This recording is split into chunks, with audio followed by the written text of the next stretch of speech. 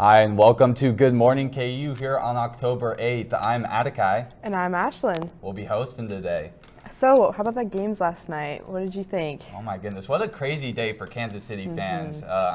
Double screening, I'm sure most people were last night. Crazy game down in New York, or up in New York, I should say. Royals came out on top. Yeah, it was.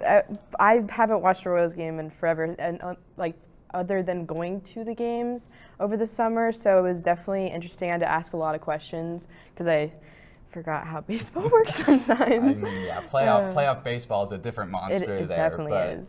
KC fans are going to be excited. The Royals team coming back in a couple of days here. That stadium is going to be electric. The Blue October is just crazy, and as a KC fan, I figured out how to use the double screen on my YouTube TV for the first time. It was a cool experience, but the only bad thing about that was I felt like the Royals and Chiefs offense they were at the same time.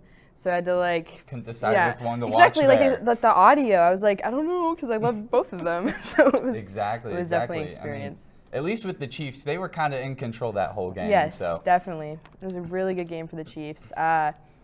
I definitely love that game, especially seeing Taylor Swift, here and there. She looked great. She had her these freckles that were sparkles. That was a new look, and I feel like that's going to be the new trend now. So yeah, seeing Taylor Swift is definitely. I mean, personally, not on my bucket list of things, but good for the sport, good for the press. Yes, exactly, and for the Swifties who are watching the Chiefs. And I'm a Tigers fan too. I'm from Detroit. So watching that game was on the edge of the seat, especially that last inning there. Yeah, nail biter there. Oh my gosh. Stalemate all game. Mm-hmm. I kept looking at the score because I was driving to Olathe, Kansas to watch the Chiefs and Royals game. It was just 0-0, and then I was like, whoa. It's whoa, that was a different score. So yeah. Unfortunately, though, KU couldn't keep our hopes up. Yeah, I only watched until the last 6 minutes. So I went to bed thinking, oh, maybe we'll be 2-4. Yeah, and I watched those last 6 minutes exclusively just to watch our hopes and dreams get crushed once again by this KU football team. I gotta get better. Yeah, I'm glad I shut it off because I liked seeing this text instead of actually watching it. And my heart breaking a little bit. Yeah. It's. I'll just say that we are glad to have a week off from KU football to get our hopes up for homecoming that's coming up. So excited! I love Arrowhead. It's just such an electric feel. I went to the game last weekend with my mom, and it was so fun, especially if you're a KC fan. To just be in that stadium and cheering on the Jayhawks. Yeah, and with Houston coming up for this homecoming week, not this weekend, but the next. That should be an electric game. Hopefully, and I hope everyone shows up because it's funner, or it's not funner. I'm making up new words here, but it's a better experience when that crowd energy. Absolutely. There. Anything else going on with you for a homecoming weekend? I'm late night in the fog is there, so I'm excited to go to that. It'll be my first time, as this is my first year here at KU, so excited for that new experience. And there's an event, it's called In Our Jayhawk Era.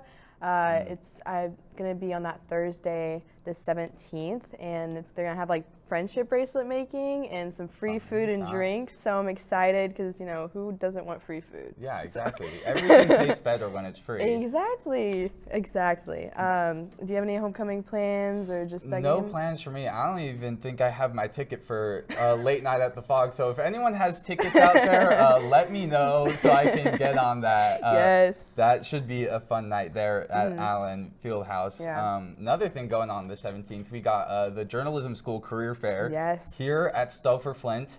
So if you're interested in getting some networking done, be here. It should be from 11 to 2. You'll see us both there too, because I will be there. Absolutely. Great time to get some internship opportunities going. Yeah. Did you do anything over the weekend or last week? Any big things? Oh yeah, this last weekend I was in a conference in Salina, so it was a good time. Yeah. Just a couple day retreat. Came back, and instead of crashing like I really wanted to, turned around and went to a concert at T-Mobile. So there you go. I wish I could have gotten a little more sleep, but we had a good time. Yeah, there you go. I actually didn't do too much. I got my hair done. So feeling a little new and fresh. Yeah. But on Thursday, KU has this Taylor Swift series. I'm obviously a big Swiftie, if you couldn't tell already. And so about every week or so, they have a speaker and talking about different topics that, revolve around Taylor Swift. Mm-hmm. The one on Thursday, a Harvard professor actually flew in and was at the Watson Library and was talking about how, even though, Taylor Swift, she's, a billionaire and really not that relatable in that aspect, has, that money and all that fame, but how she still makes her songs relatable to her audience, because obviously she's relatable if you listen to her. That's objective. Yeah. I wish it was relatable on that, money. I'd like to get a little bit of that. Right. There's only so much we can do. Mm-hmm. But it was really interesting to hear because it's just kind of a different mindset. And I went to the one a couple weeks ago on, how she's had an impact on the NFL and sports, which is a topic that is a hot topic and can be controversial here and there. But it's also really cool to hear from professors who know what they're talking about. And there will be one not next week, but the week after. Actually, no, it is next week. I lied. And I'll be there too. It'll have Professor Brian Donovan. He actually has his own Taylor Swift class. So I'm excited to hear his thing on that. And yeah, I'm excited. So definitely. Yeah. Got some exciting things coming up here at KU. Yes. Fall break this weekend. We'll come back after the break, and we'll get the whole rundown of what our crew is doing over fall break. Yep. But for now, we'll be headed to break, and afterwards, Harrison will be here with a man on the street from Jayhawk Boulevard. From adversity, we rose. We made history and became pioneers, voyagers, champions, Jayhawks. And when our chant rises, haunting and hallowed,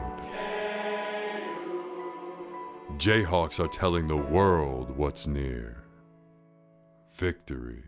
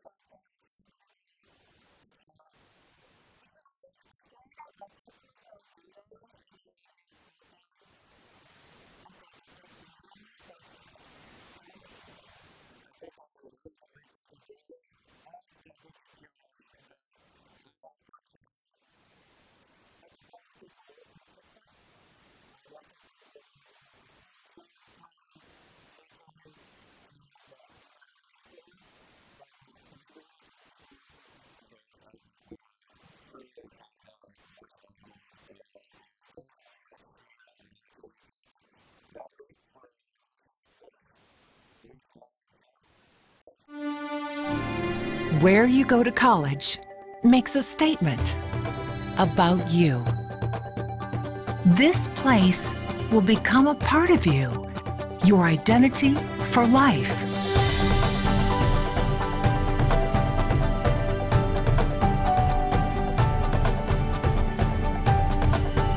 The University of Kansas, a great place to be you. Welcome back, I'm Sarah. And I'm Emerson. This is your Good Morning KU News Update. Republicans recently tried to block the Pennsylvania practice that election officials can notify voters of any mistakes made in their mail-in ballots and allow them to make changes. The Republican National Committee filed their case too close to the 2024 election, and it was declined by the Pennsylvania Supreme Court. Republicans argue they are trying to restore faith in the election process, but legal experts and voting rights groups claim this is an effort to restrict votes for Democrats and question potential losses. Pennsylvania is one of 7 states that is critical to determining the next president of the United States. On Monday, October 7th, the Georgia Supreme Court reinstated its 6-week abortion ban shortly after a lower court ruled the ban as unconstitutional. This 6-week abortion bill was first signed in May of 2019. But on September 30th, Fulton County Superior Court Judge Robert McBurney said the ban went against the Georgia state constitution. During the week that McBurney's ruling was in effect, abortion was legal until the 22nd week of pregnancy. Abortion providers in the state said they had seen more patients from out of state and received more calls than usual. As Florida residents still recover from the aftermath of Hurricane Helene, Hurricane Milton is expected to close in on the state's west coast on Wednesday night or Thursday morning. Hurricane Milton increased to a Category 5 hurricane on Monday, but is expecting to hit landfall as a Category 3. Milton is generating wind speeds of up to 180 miles per hour and is on track to be another powerful hurricane. Yesterday marked 1 year since the terror attack in Israel and the following military assault in Gaza. Many people still remain hostage under Hamas control, and the people of Gaza continue to suffer displacement as tens of thousands of Palestinians are severely injured or killed by airstrikes. Israel has turned its attention to Lebanon, raising concerns a war will begin. Prime Minister Benjamin Netanyahu of Israel says he is unwilling to negotiate a hostage deal.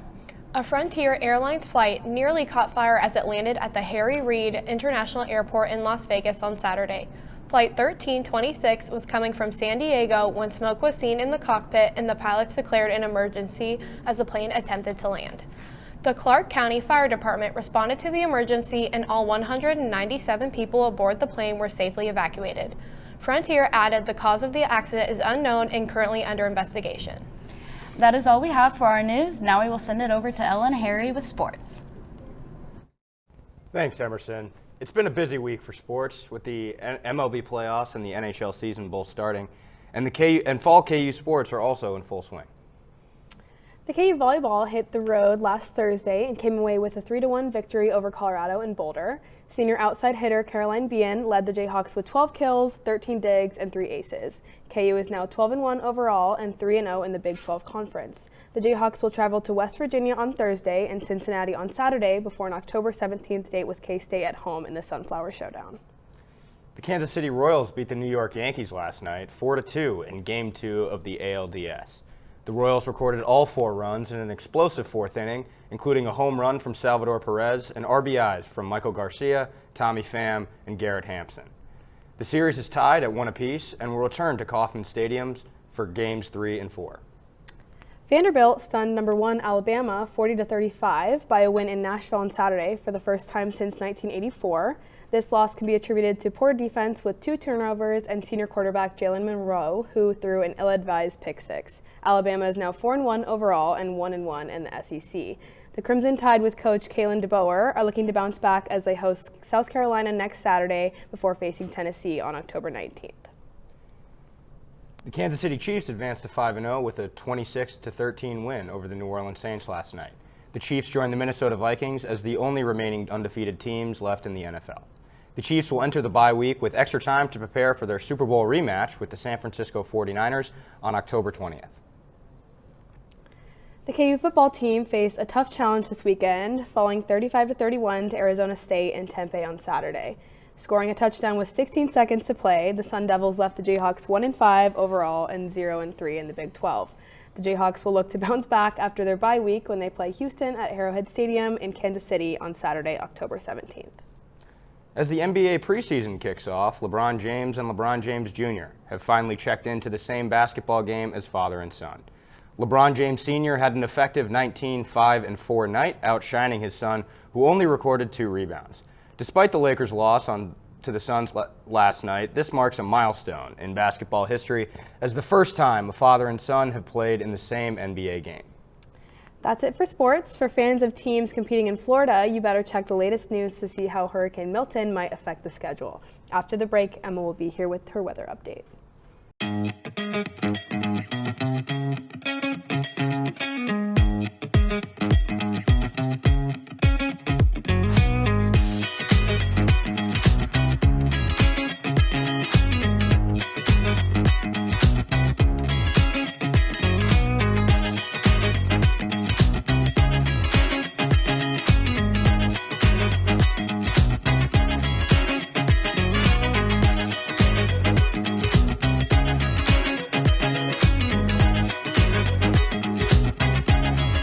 National champions deserve a clean campus.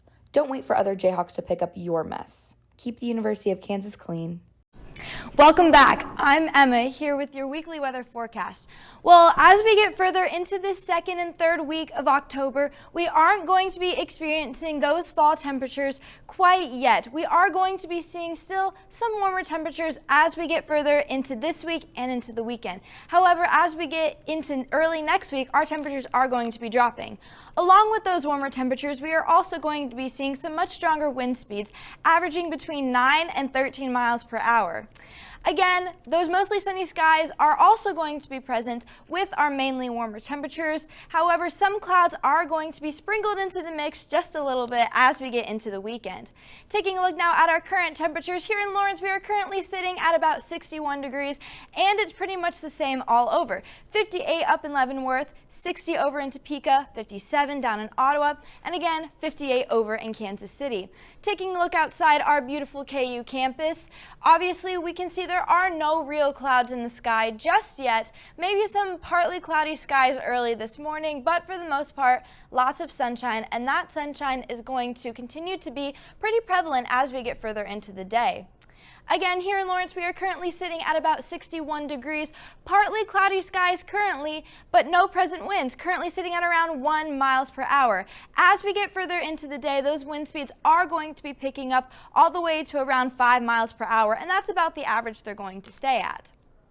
Taking a look now at our hourly planner, at 1 p.m. we're going to be seeing a temperature of around 72 degrees, and our temperature is going to peak around 3 to 5 p.m. where we're going to be sitting at about 75 degrees. Again, our wind speeds slowly starting to rise just a little bit to 5 miles per hour at 5 p.m. before we see another drop at around 7 p.m. where our temperatures dip to 67 degrees and our wind speeds average around 4 miles per hour, which is how they'll stay for the rest of the night.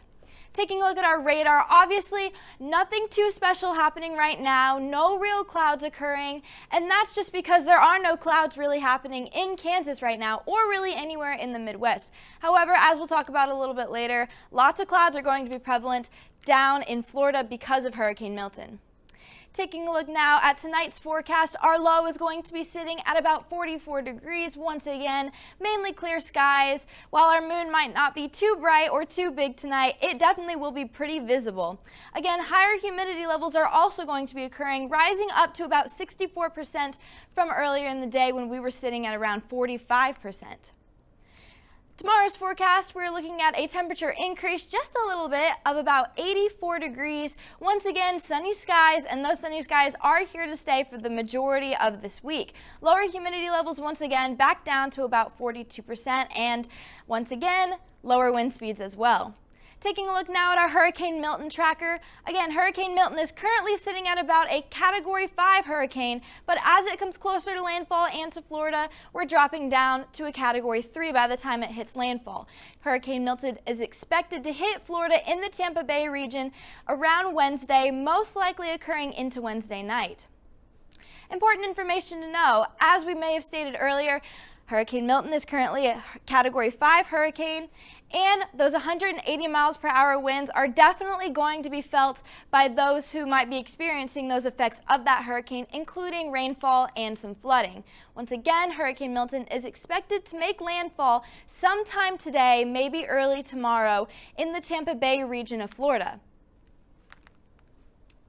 And as we get further into it, 5 to 10 inches of expected rainfall is what that region is going to be experiencing, as well as a 10 to 15 feet of a deadly storm surge, which could contribute to those larger levels of flooding that are probably going to be occurring. Multiple counties in Florida have already been evacuated, and some will probably continue to be evacuated as Hurricane Milton gets closer to making landfall. We wish all of those in that area the best of luck in dealing with this extreme weather.